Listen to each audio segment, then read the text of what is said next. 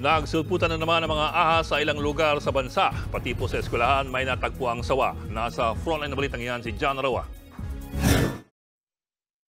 Isang sawa o reticulated phyton ang nahuli sa loob ng Ormoc City Senior High School nitong Martes.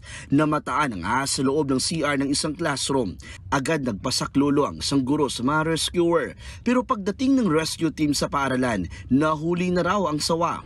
May student daw po na marunong manghuli ng ahas.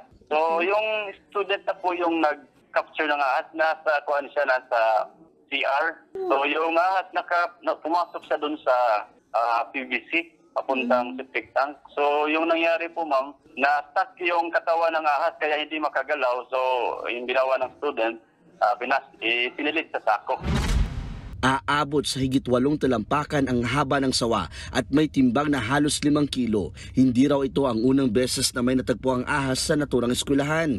Sa sobrang init po ma'am, naghahanap ng malamig na areas. May mga narinig din kami mga dito sa student na hindi lang itong ahas na nakita nila.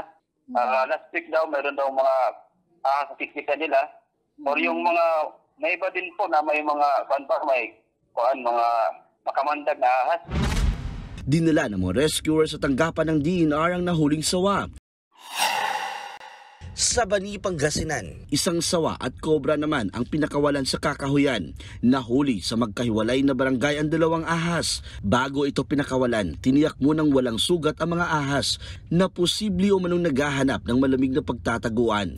Tulad ng mga tao, naiirita rin ang mga ahas kapag sobrang init. Ayon sa mga eksperto, lumalabas ang mga ahas kapag tag-init para maghanap ng mas malalamig na mga lugar para magpahinga o magparami. Makamandag man o hindi, mabuting humingi ng tulong sa kinauukulan kapag biglang makakita ng ahas sa inyong lugar. Nagbabalita mula sa Frontline, John Roa, News 5. Mga kapatid, Ed Lingaw po, maging maalam at may pakialam sa mga napapanahong balita sa ating bansa. Para sa mas malalimang pagtalakay at paghimay sa mga issue at headlines, tumutok lamang at pag-subscribe sa social media pages ng News 5.